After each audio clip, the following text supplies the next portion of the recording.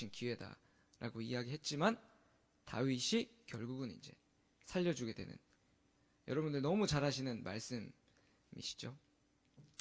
그런데 제가 여러분들 생각하면서 또 스스로 은혜 받기 위해서 열심히 보던 와중에 우리가 잘 아는 내용 말고도 이 안에 심층적인 내용들이 분명히 있더라고요.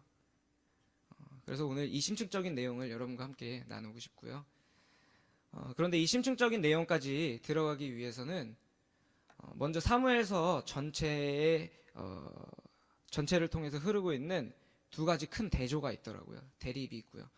요 대립을 먼저 이해를 한다면 요 본문의 심층적인 내용으로 더 잘 들어갈 수 있겠다라는 생각이 들어서 오늘은 먼저 본문에 들어가기 이전에 사무엘서에 등장하는 커다란 두 가지 대립에 대해서 먼저 보고 그 후에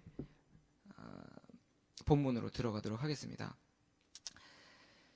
사무엘서에 등장하는 커다란 대립이 있는데 그 중에서 먼저 첫 번째 대립은 사무엘과 이스라엘 간의 대립입니다.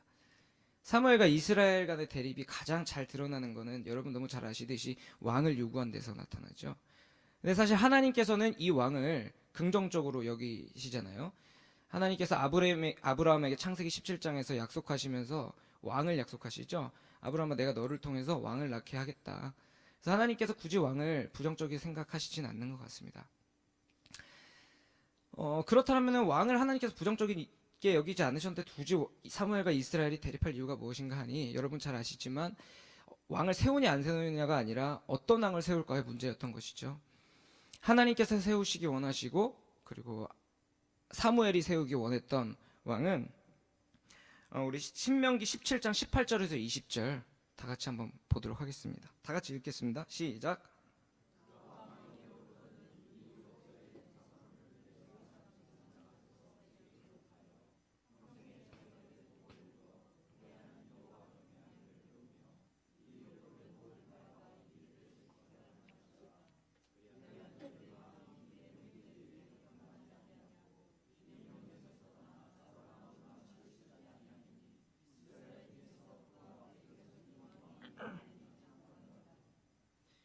이미 신명기에 모세는 하나님께서 왕을 주시리란 것을 알고 있었고, 신명기가 어떤 책인지 여러분 잘 아시죠?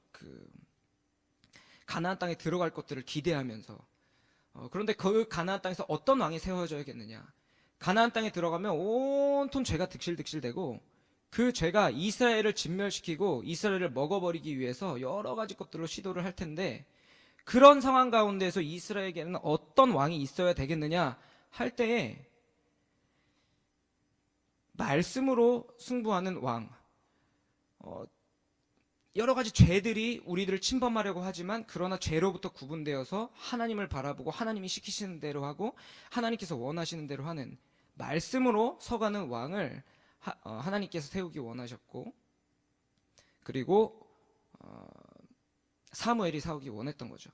하지만 이스라엘이 세우고자 했던 왕은 그런 왕이 아닌 것 같습니다.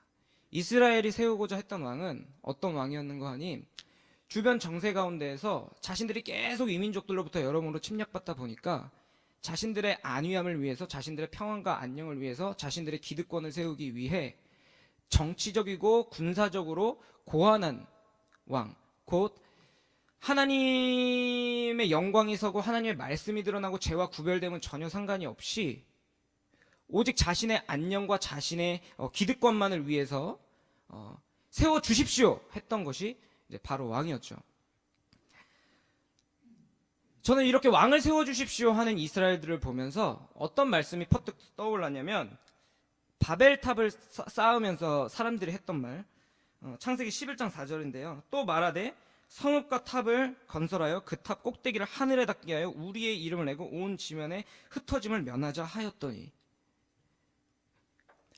그러니까 자기의 안녕과 자신의 번영 그리고 기득권을 위해서 하나님으로부터 독립하고 하나님은 없어도 상관없는 그런 왕을 원했던 것이죠, 이스라엘은요. 그래야 여러분 너무나도 잘 아시다시피 하나님으로부터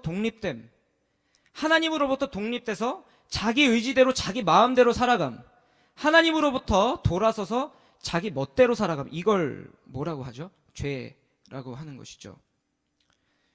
반면에 사무엘처럼 우리가 이 죄 앞에서 어떻게 우리가 이 죄를 이길 것인가? 우리가 이 죄를 이기는 것은 말씀밖에 없다.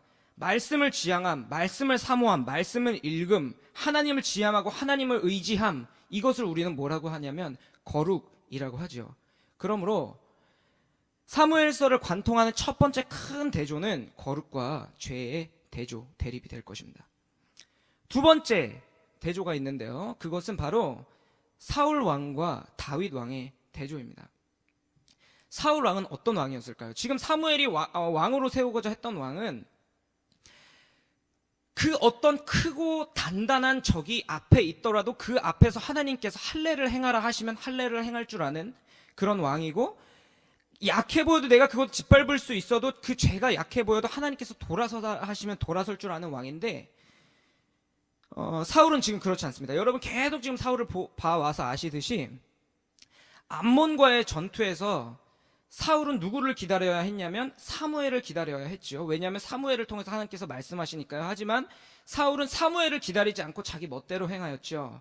말씀이 우선순위에서 뒤처져 있었고 말씀이 중요한 것이 아니었고 자기 기득권이 중요했습니다.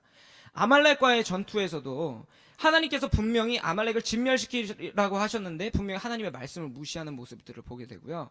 뿐만 아니라 나중에는 하나님의 말씀보다는 신접한 여인을 부르기까지 하는 사울의 모습을 보면서 사울은 분명 하나님의 말씀을 의지하는 왕이 아니라 자신의 기득권을 위해서 이스라엘의 뜻에 더 부합하는 왕이었다라는 평가가 내려집니다. 반면에 이제 다윗 앞으로 세워질 왕은 이러한 뭐랄까 전쟁의 정의를 칼과 창으로 싸우는, 자기 마음대로 자기 멋대로 싸우는, 자기 힘으로 싸우는 이 전쟁의 의미를 완전히 역전시켰죠. 그래서 골리앗과의 싸움에서 우리가 전쟁을 하는데 이 전쟁은 죄와 싸우는 것이기 때문에 우리가 죄를 어떤 것으로 이길 수 없기 때문에 이 죄를 칼과 창으로 하는 게 아니라 말씀으로 싸운다. 여호와의 이름으로 나아간다. 라고 다윗이 말한 바 있죠. 요컨대 지금 사무엘서에 드러나고 있는 큰 대조 두 가지는 사울과 이스라엘 백성들은 자신의 힘을 의지해서 자신의 능력을 의지해서 자신의 이름을 내고자 하는 바로 죄였고, 다윗과 사무엘은 이 죄로부터 돌아서서 말씀을 의지함, 말씀으로 죄를 이기는 그런 거룩, 곧 죄와 거룩의 대조였죠. 그런데 지난주에도 그 본문이 나오잖아요. 이 남자들이 사는 법이 뭐였죠? 이 남자들이 사는 법. 요나단이 갑자기 십광야에서 다윗한테 찾아가서 한 말은 우리가 힘내어 하나님을 의지하자. 우리가 힘써 하나님을 의지하자. 이렇게 했죠. 그러니까 지난주의 말씀도 한 맥락이라고 보면 될 것 같습니다. 그런데 여지없이 오늘도 이 추격전 속에서도 다윗과 사울의 쫓고 쫓기는 추격전에서도 여전히 그 대조, 죄와 거룩의 대조. 그러니까 죄는 계속 우리를 말씀으로부터 멀어지게 하고 하나님 백성답게 살지 못하게 하는데, 거룩은 계속해서 그럼에도 불구하고 말씀을 의지해가는 모습이 오늘 본문을 통해서도 드러납니다. 이 사실을 염두에 둘 때 오늘 본문을 더 심층적으로 이해할 수가 있거든요. 그래서 지금부터 이제 본문에 들어가려고 하는데 이 죄와 거룩의 대조라는 것 여러분들이 먼저 염두에 주셨으면 좋겠습니다. 1절 다 같이 한번 보도록 하겠습니다. 다 같이 읽겠습니다. 시작.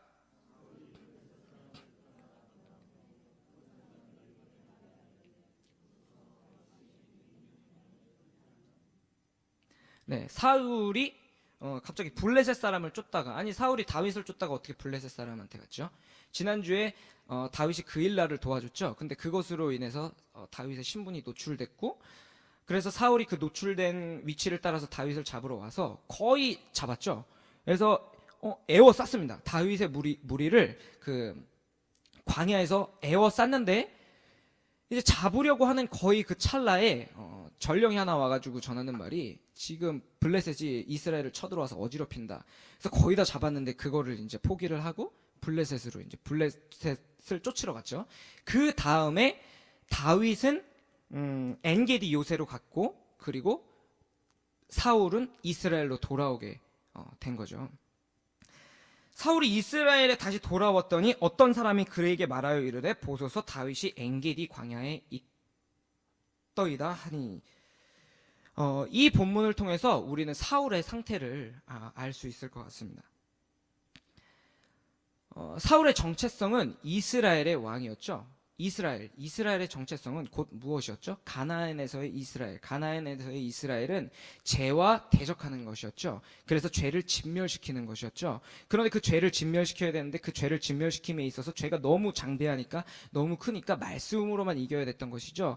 그러므로 이스라엘의 리더, 이스라엘의 왕의 정체성은 분명히 이 민족들을 말씀으로 진멸시켜야 했습니다.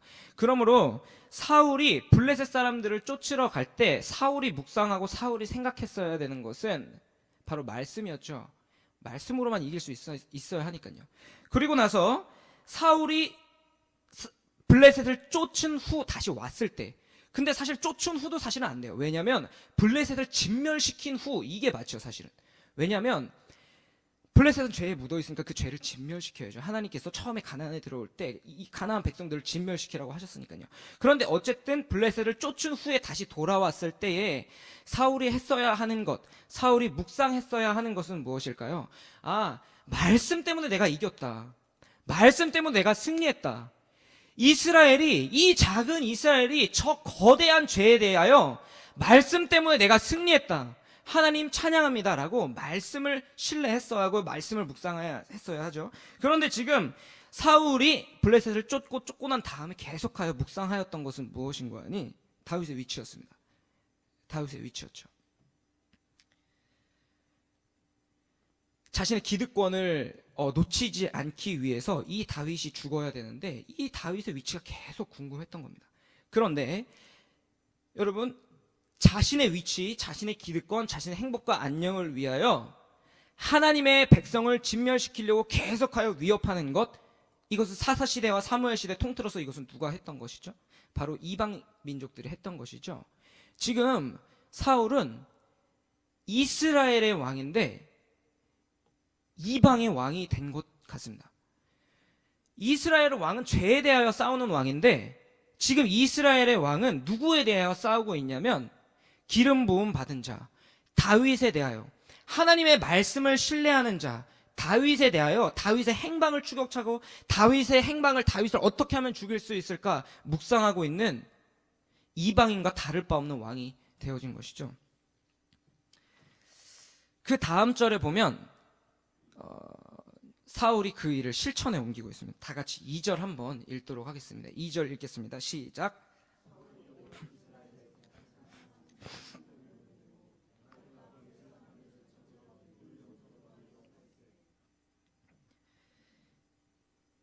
지금 사울은 이방인처럼 되어 곧 이스라엘을 하나님 말씀을 지키는 것으로부터 독립시키기 위해 이방인들이 줄곧 이스라엘을 괴롭혀 왔는데 사울이 지금 그런 목적을 가지고 어떤 일을 하고 있냐면 3,000명을 모았습니다. 여러분, 우리가 13장에서 살펴본 바 있지만 사울은 군사적 정치적인 체제를 잡기 위해 상비군을 개설을 하죠. 한 민족으로부터 다른 민족으로부터 우리 민족을 지키기 위해 창설한 상비군의 수가 3,000이었죠. 그런데 그에 못지않은 수 3,000명을 뽑았습니다. 그런데 이거 3,000명을 왜 모집했는고 하니 다윗을 죽이려고요. 다윗은 누구죠? 기름 부음 받은 자, 하나님의 말씀을 신뢰하는 자, 하나님의 말씀으로 싸우는 자, 유일하게 전쟁의 의미를 알고 있는 자, 이 전쟁이 적이 죄이기 때문에 이 전쟁이 하나님께 속했다는 걸 아는 자, 말씀으로 죄를 이기고 있는 다윗을 쫓기 위해 지금 사울이 3,000명을 뽑아서 들염소 바위로 출정했습니다. 그런데 다윗에게 지금 다윗을 쫓고 있는 것은 그러므로 무엇이죠? 바로 이방이죠. 겉모습은 사울이지만, 겉모습은 이스라엘이지만 결국 다윗을 쫓고 있는 건 이방과 다름없는 하나님의 말씀으로부터 다윗을 독립시키려 하는 바로 죄죠. 죄가 지금 다윗을 쫓고 있는데 다윗을 쫓고 있는 것이 다윗을 추격하고 다윗을 위협하는 것이 사울 말고 이제 하나가 더 등장합니다. 그게 뭘까요? 우리 3절, 4절 한번 읽어보도록 하겠습니다. 시작.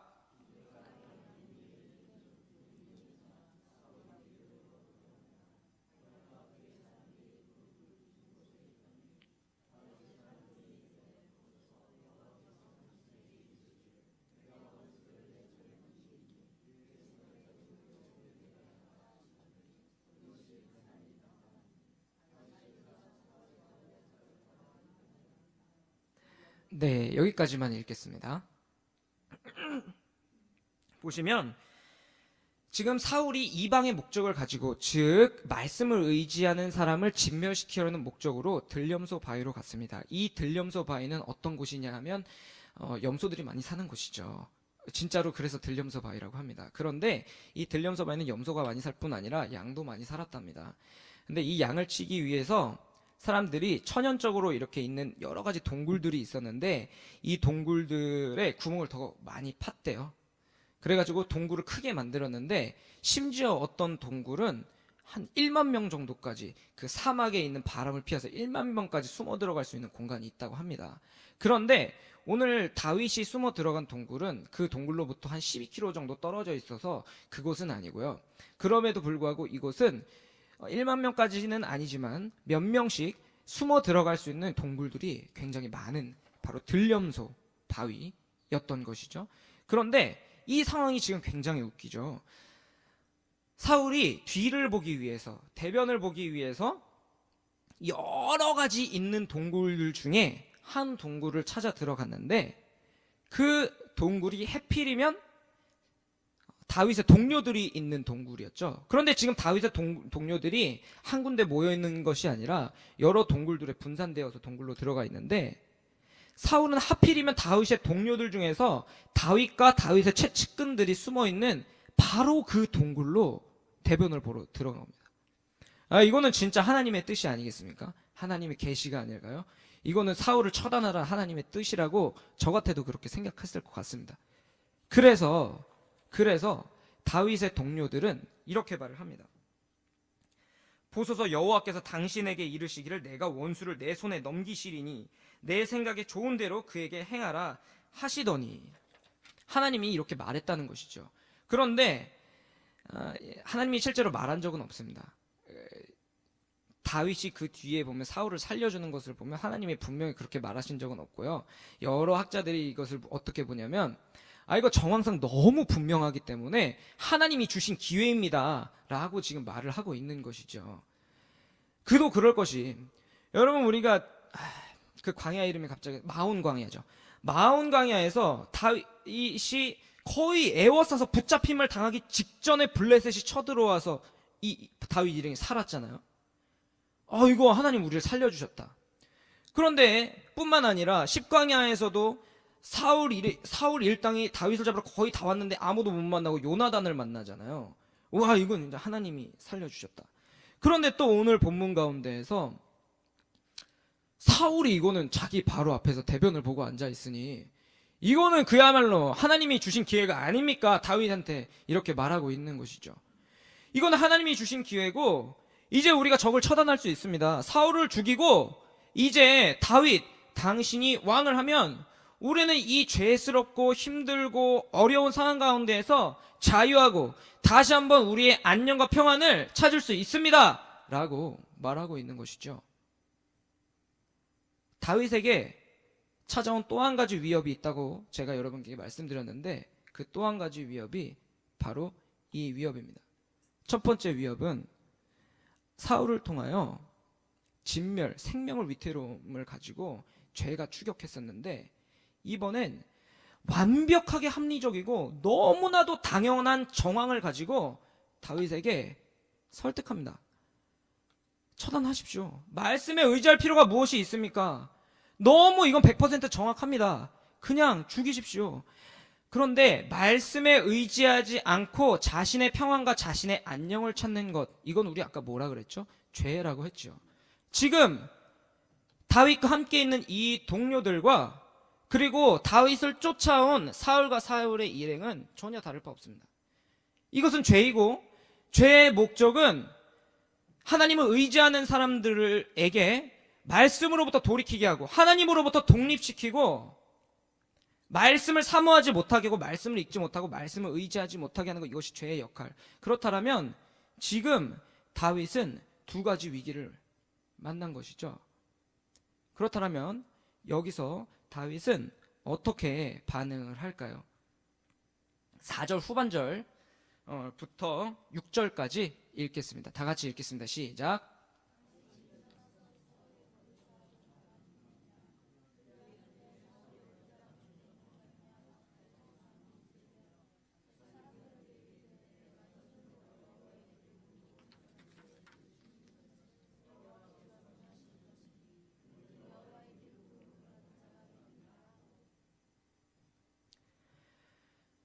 다윗에게 온 첫 번째 위협, 다윗에게 있어서 첫 번째 대립이자 대조, 곧 사울 왕이 다윗에게 와서 오는 것은 바로 이걸 뜻하셔. 네가 말씀을 의지하지 못하게 하겠다. 내가 너에게 하나님을 향하지 못하게 하겠다. 내가 너의 생명을 앗아가겠다. 내가 너를 진멸시키겠다. 곧 말씀을 의지하지 못하고 너의 정체성을 내가 빼앗겠으며 말씀으로부터 내가 너를 독립시키겠다라고 위협했는데, 여기 보니까 두 번째 위협을 통해서 하나님께서 너무 합리적인 이유를 들어가며 죄가 사람들을 통해 괜찮아, 네가 할 수 있어, 네가 평안과 안녕을 찾을 수 있어 라고 유혹합니다. 말씀 의지할 필요가 없다고 지금 다윗에게 유혹하고 있습니다. 그런데 그럼에도 불구하고 다윗은 무엇을 의지하냐면 바로 말씀을 의지합니다. 다윗은 이렇게 말을 하죠. 내가 손을 들어 여호와의 기름 부음을 받은 내 주를 치는 것은 여호와께서 금하시는 것이니. 그럼에도 불구하고 다윗은 말씀을 의지하는데 어떤 말씀을 의지하냐면 그리스도를 치는 것, 곧 기름 부음 받은 자를 치는 것을 여호와께서 금하셨다는 것입니다. 여기 기름 부음 받은 자 두 번 나오는데요. 이 단어가 굉장히 의미심장합니다. 보시면 기름 부음 받은 자, 기름을 붓다라는 단어는 히브리어로 마샤라는 단어이고, 이것이 수동태 기름 부음을 받다라고 바뀔 때 메시아로 바뀝니다. 곧 지금 사울은 기름 부음 받은 자, 메시아였죠. 그리고 이것을 헬라어로 바꾸면 크리스토스, 곧 그리스도가 됩니다. 지금 사울은 그리스도요, 메시아요, 기름 부음 받은 자입니다. 이것이 도대체 무엇을 의미할까요? 사울을 그리스도라고 하다니 하시면서 의심을, 온갖 이성의 촉각을 곤두세우시는 분들이 계신데 총신대학교에서 공식적으로 잘했다고 칭찬받은 디스팅션 된 그 논문들에 따르면 이 구약시대 때 메시아를 칭하는 것은 총 세 가지한테 주었죠. 뭐냐면 선지자와 제사장과 왕에게 기름을 부어 주었습니다. 그런데 단지 선지자, 제사장, 왕 직을 수행하는 사람에게만 이것을 부어준 것이 아닙니다. 누구에게 부어줬냐면 선지자와 선지자에게도 부어줬지만 선지자의 그 일 자체에도 기름을 부었습니다. 그래서 고레스 있죠, 고레스에게도 기름 부음 받은 나의 종, 이렇게 이야기를 하잖아요. 거기 성경 보면 메시아 키루스 이렇게 써 있거든요.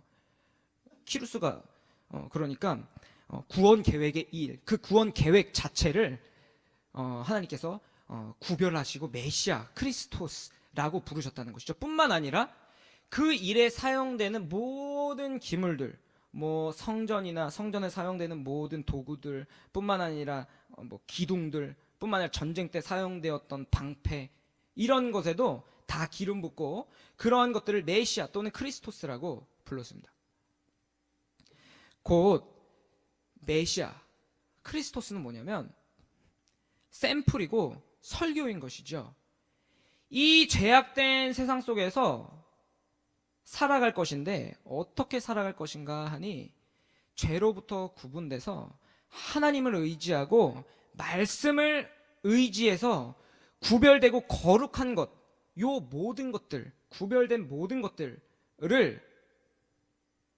메시아요, 그리스도라고 불렀던 것입니다. 그런데 우리가 잘 알거니와 그리스도직을 가장 잘 수행하신 분은 누굴까요? 그리스도 다윗인가요? 그리스도 사울인가요? 아니죠. 그리스도 예수시죠. 그리스도 예수께서는 왕과 선지자와 제사장이 되셔서 스스로 모든 것들을 죄가 아닌 말씀에 속하여 말씀에 의거하셨죠. 그래서 많은 것들에 대하여 말씀으로 다스리고 말씀으로 정화하셨죠. 안식의 개념, 그리고 뭐 성전의 개념, 그리고 정결 예식에 사용되는 많은 기물들을 예수님께서 정화시킨 것들을 봅니다. 특히 이 그리스도라는 단어도 예수님께서 직접 몸소 그리스도랑 누군가를 보여주심으로 인해서 그리스도다 뭐다라고 보여주셨고, 그리고 우리를 죄 가운데서 정화시켜 주셨습니다. 즉 죄의 가장 모범된 것은 예수 그리스도신데, 그런데 오늘 보는 사울은 그리스도인데 그리스도답지가 않습니다. 지금 그리스도라는 단어가 2번 반복됨으로써 이렇게 말하는 것 같습니다. 아니 사울이 그리스도인데 이렇게 2번 말하는 것 같습니다. 사울이 그리스도인데 그리스도가 그렇게 행하면 안 되지. 그리스도는 말씀을 의지하고 곧 죄에 대하여 사는 것이 아니라 말씀으로 살고 하나님을 의지하고 하나님을 즐거워하고 하나님을 탐내는 사람인데, 아니 사울이 오히려 말씀을 탐내는 사람을 죽이다니. 사울이 그리스도인데 그리고 또 이렇게 말하는 것 같습니다. 사울이 그리스도인데 나 그리스도 다윗은 이래 라고 말하는 것 같습니다. 다윗은 지금 자신을 죽이려는 위협이 코앞에 있는데도 불구하고 뿐만 아니라 자신에게 너무너무 합리적인 상황과 당연히 그렇게 해야 될, 이건 뭐 길고 짧고 재볼 것도 없는 그런 상황 가운데 다윗은 그럼에도 불구하고 내가 그리스도답게 살아야지, 삼중직답게 살아야지, 곧 말씀을 의지하는 것, 하나님을 지향하면서 내가 살아야지, 이렇게 이야기하는 것 같습니다. 그런데 오늘 보면 이와 같은 상황에 있는 것이 비단 다윗뿐만은 아닌 것 같습니다. 죄에 대하여 끊임없이 추격을 받고 죄 때문에 합리적인 설득을 받는 것이, 다윗은 오늘 2번 설득을 했는데 우리는 2번 뿐인가요? 우리는 수도 없이 유혹받는 것. 어떤 유혹을 받습니까? 뭐 말씀 의지하지 않아도 돼. 뭐 당연한 거잖아. 당연히 그렇게 하는 거 아니야? 내가 너무 바빠서 어쩔 수 없어. 우리가 실상 보건이와 우리에게 유혹하는 것들은 바쁜 일상처럼 보이고 또 합리적인 이유처럼 보이고 또 너무 사소한 일처럼 보여도, 그러나 그것 때문에 우리가 말씀을 의지하지 못하게 된다면 그것은 곧 사울, 이방인, 그리고 죄와 다를 바 없습니다. 왜냐하면 우리는 죄에 대하여 사는 것이 아니라 말씀에 대하여 사는 사람들이기 때문입니다. 그래서 바울도 이렇게 말을 하죠. 우리의 씨름은 혈과 육을 상대하는 것이 아니요 통치자들과 권세들과 이 어둠의 세상 주관자들과 하늘에 있는 악의 영들을 상대함이라. 그러면 우리는 이 죄 앞에서 어떻게 살아야 되겠습니까? 이 죄 앞에서 우리는 어떻게 살아야 되겠습니까? 우리 마음대로 우리가 죄를 이길 수 있을 것 같아. 뭐 너무 사소한 죄인데 내가 이길 수 있지 라고 해도 될까요?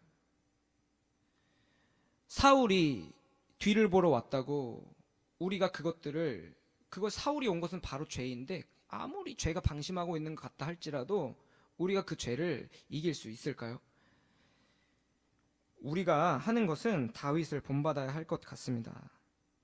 요나단이 다윗에게 와서 우리가 아무리 사소한 일과 아무리 힘든 일에도 하나님을 힘있게 의지합시다 라고 했던 것처럼 그리고 오늘 다윗이 정말 요나단의 말대로 하나님을 힘있게 의지해 말씀을 붙잡고 갔던 것처럼 생명을 위협하는 상황 속에서도 뿐만 아니라 너무나도 말씀 없어도 당연하게 행할 수 있는 그런 상황 앞에서도 말씀으로 돌아갔던 것처럼, 즉 다윗이 정말 그리스도다웠던 것처럼, 다윗이 정말 선지자처럼 그 상황을 말씀으로 되새겨보고 왕처럼 그 상황을 말씀으로 다스린 것처럼 삼중직다워지는 것, 그리스도다워지는 것, 말씀을 의지하는 것, 아무리 작은 상황 앞에서도요. 이게 바로 우리가 죄가 넘실넘실되는 이 상황 가운데서 해야 될 일이 아닐까 생각합니다. 이 시간 우리 찬양 한 곡 하고 기도했으면 좋겠습니다. 내 영혼은 안전합니다. 찬양하겠습니다. 가사가 이렇습니다. 내 아버지 그 품 안에서 내 영혼은 안전합니다. 그리고 뒤에 가면 주 약속 안에서 내 영혼은 평안해. 무엇 때문에 우리가 평안합니까? 너무나도 내가 다룰 수 있고 내가 어떻게 할 수 있는 상황이기 때문에 우리가 평안할까요? 우리에게 어떤 커다란 바울과 같은 3,000명의 군대가 있기 때문에 우리가 평안할까요? 우리가 무엇 때문에 평안할 수 있죠? 죄가 다윗을 애워싸움같이 죄가 우리를 다 애워쌌는데 이 죄를 이길 수 있는 것은 도대체 무엇입니까? 그것은 바로 우리가 평안할 수 있는 것은 하나님의 약속과 하나님의 말씀 때문에 우리가 평안한 줄을 믿습니다. 이 시간 우리 가사를 묵상하며 찬양하기 위해서요, 눈을 감고 한번 찬양해 보겠습니다.